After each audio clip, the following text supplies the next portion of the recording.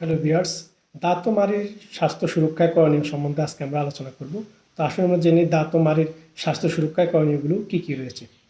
প্রতিদিন সকালে নাস্তা খাওয়ার পর এবং রাত্রে ঘুমাতে যাওয়ার আগে টুথপেস্ট এবং ব্রাশ দিয়ে আমরা অন্তত 2 মিনিট ধরে আমাদের দাঁত ব্রাশ করব এবং পরিষ্কার করব। কয়লা, ছাই, লবণ ইত্যাদি দাঁতের মাজন হিসেবে ব্যবহার করলে আমাদের দাঁত এবং মাড়ির ক্ষতি করে। পান, সুপারি, জর্দা, গুল, তামাক এবং সিগারেট জাতীয় দ্রব্য আমাদের মুখের ক্যান্সারের জন্য দায়ী। তাই এগুলো থেকে আমরা বিরত থাকতে হবে, এগুলো বর্জন করতে হবে।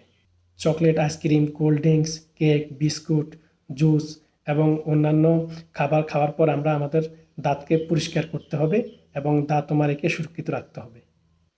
দাঁতের ভিতরে কালো গর্ত দাঁত ক্ষয়ের প্রাথমিক লক্ষণ এবং এই গর্ত দেখা দেওয়ার আগে এবং দাঁতে ব্যথা হওয়ার আগে অবশ্যই একজন দন্ত চিকিৎসকের শরণাপন্ন হব এবং চিকিৎসা নিব, দাঁত এবং মাড়িকে সুরক্ষিত রাখবো।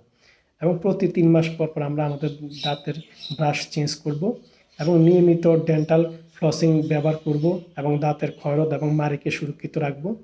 এর পাশাপাশি নিয়মিত আমরা 6 মাস পর পর দাঁত চেক আপ করবো এবং দাঁত এবং মাড়িকে সুরক্ষিত রাখবো।